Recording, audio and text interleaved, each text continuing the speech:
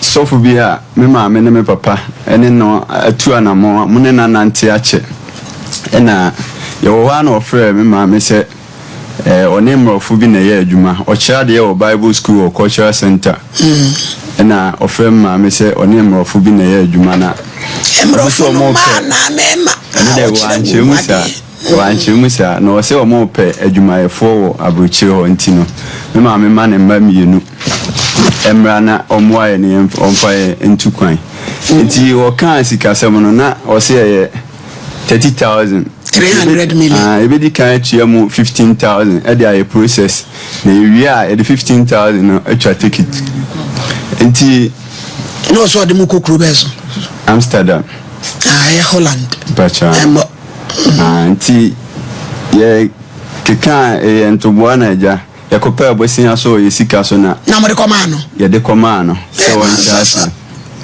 enti ono so emre kwa ni mu na kwara ba ko frɛ me se emre na ben enti se omoye ma yen a enye yi enti se epese ye gi esika kra ebetumi agi esika na emom no ye ntwen kakra omo ba be ye foforo enti omo de be no agege mo passport satam na waje okay enti omo be ye foforo enti enya aboche na osinipa miensa bi ko Spain enti wode me be ka ho na yakọ eno so ye twen ya afi eno so wasanse yenya aboche na no so asa aben ti wodi kan ye ba ko bi ma ye ko embassy ye ko ye no ye ko submit bibia wie ne bae embassy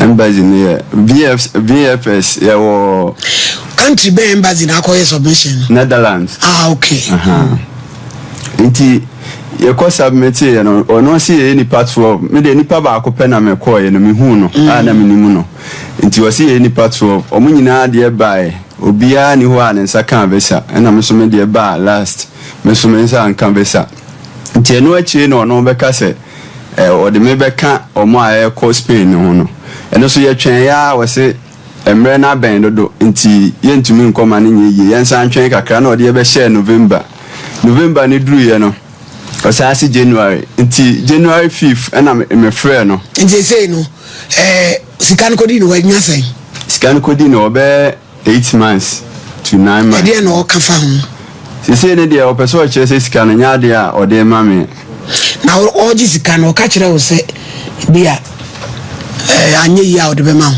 ono no ka kire me se emrofo bi na one o mo ye adwuma nti o mo be fa ye no ene o de koma agent mi hello Papa di go my hello Papa di go my I'm great me pa cha uni mi Emmanuel Educhum yes Misika no a we saw the be kon Netherlands for the benefit of my listeners. Can't you speak Tree? No, I speak English. I don't want to Tree. Papa di go. Please. Listen, I am in a meeting. Don't speak like that. I am in a meeting. So when I finish, I'll call you back. When? Hello? Monsanfrano ni the prof no mechanism simitie.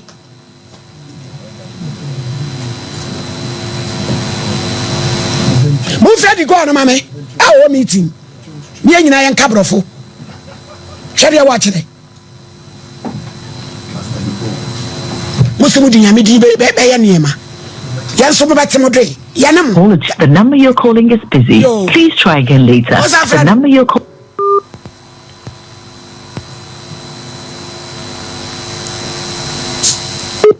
To copy your tone, press any. The number you're calling is busy. Please try again later. The number you're calling is busy. Please try again later. To copy your tone, press any 2 keys. The price of the current caller tunes ring. The number you're calling is busy. Please try again later. The number you're calling is busy. Please try again later. Na mo dia mo dia mabroche dia mo ti ya na mo masesa mo nkrata idie ene mu hunu hwe kofa 150 million medigo ebe jiro so antichi untichi asenso antichi ya no be kabrofo no je Pastor Digo, listen and listen good. You said you can't speak tree. That's great. But let me tell you, it's better for you to pick up your phone. In this Ghanaian economy, you can't just took somebody 15,000 and go scot-free. It won't happen. It's a promise. Pick up your phone, or else you hear your day. You hear your day.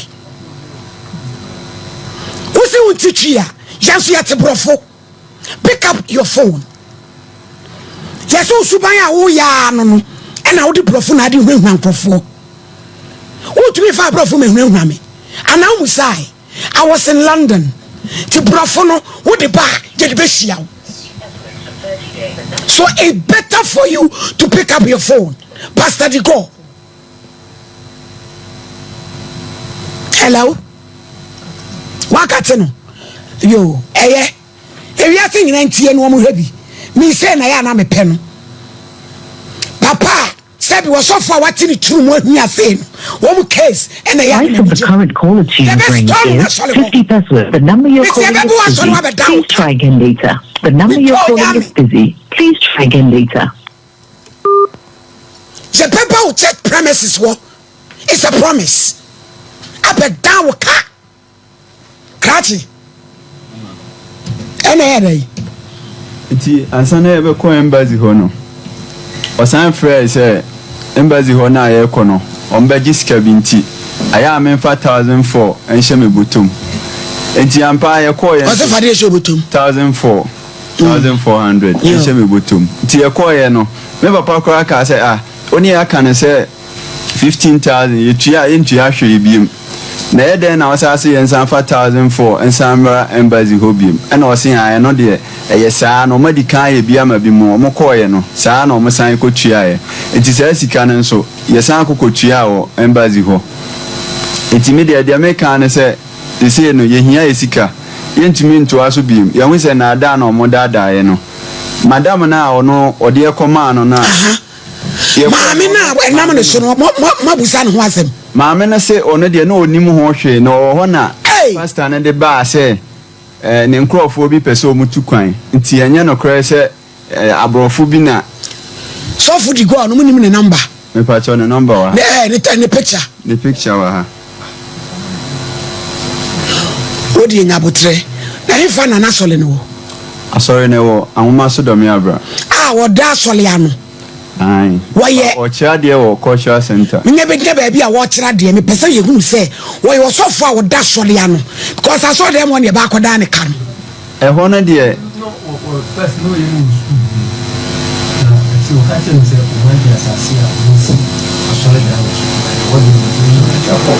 da eti o ye so fo wo congregation bachwa and wo kira de nso cultural center wo kira de ade bible school sofi bachwa digoi bachwa na ya mo ha dwese ja muti abrochire na mo ho wo so muti abrochire na mo ho wo so waye bia ma obi ama wahunu pense woko sede o abranti a wagina utiri mi aprosifo yi ya we bachwa sede o sini etinenti no na samone ni ye fine didie wonimu enti nim se bia assembly pa homeso ya maami bi wo Australia a friend Hannah takura de abranti a from Bismarck atakpa wono yire Esther munyina yi maji Bismarck na je maami 2 billion se contractor usini dayama no ensuo ni toto no obisasa wa ko site house men ko e na ensuo ni toto nti takura de Bismarck atakpa 2 billion wajis kan sa wanya djuma bia na me chese Ghana fo to be betimi di 2 billion wa chew mi fi wo pewu me ye di code wa to fu ne so asem su si ma me no wo Canada na di fo so pewa ni ku so pewa asem no obi ji on to 2M express white email no obi ji ka ni dwane eno bema oni ni ha dan no oni ni yi wo Ghana so me hu ka no wo boase koje ma me wo koje ya fa onu so afa 1 year and wo call baby ami modin na baby fo no ebre omo boy ni ma me krata se ye de ye pena sumdwem e wa pena ma me na frɛ ne ba no ba bi obi a na o madu ba bi kro no da be na ade o mo ka be ma wo oso ma me 1 year satan na ka na di won so 1 year o no me si da bi ya ma 3 months no ba no be to ni Facebook status no weapon fashion against me shall prosper ayu and a baby for ni se mu de mu nyai ye nkum ni pa basa ye ma wadaje 1 year pm and a penina what si baby ho no frɛ boy ni frɛ na kufu no se krachi eni ama no we wapen odidi na tem sister ni so da Canada and a baby for no friend ni say ye ma wo na watch e bo de besi na watch na ne ma me daso ne ma me daso ne na watch brada na kufu no o se ni tie ne ya ye de ko 37 no daso ni ye di code 2 fu ni mienu so wa kukodu mbra besi me so am scan go Ghana must go back me trio I got this can say ya ni ye de ko ba bi ho no ni ye de ko ba bi ho Ghana for some pedi I just atchum enti takrade ye ba ho bisma tatakpa me se de code be to so na mo so ma ga this 2 billion ye de ye se ya bu ani pa it was off with the go you can run you can hide I just say kasi ebeja wo it is better for you so be pick you call no na ya kasa ya jojo or else you hear your day it is a say sikasa na akodi ho you see how there 15,000 say 1,004 no e kan ho dia aye 16,400 scan kodi ni se bosu mi se ni be 8 months o se di enti no ntua scan ma wo se omode ye process no mo ntimi nsan konkoje exactly ekwa bi no ekwa bi so no ko ye o kan okra kire wo kan okra kire dan fansa dan fagro muni o mo ko ye san hihye no a ya muni o mo e agreement bi sade a me de me hu be hyem no eye yi a udi mi sika be mame anye ya udi mi sika be mame wa process am wa ko embassy wa ko embassy me ko ye ye interview dabi eji adi na kire se wo interview baby aye ko ye no an se o mo hwe ye papers ni mu na omuma ye de ensa ko gugu machine so na ye submit eno anu no wa wi strategy ti aya ni so de wako na kama kwa interview mpo na mako fail dia na esa mena me se Ghana wo ho bonia na ya no ma fanya me din nyame wo ho me se wo se awiye no de sabie asofo no de sabie no de bom anim munum sabie eja nan ayem tuo de ni bi wo de sepetin asa de wani wafudua no wane no ehwe ho na blasting na tete kuyakuyo masem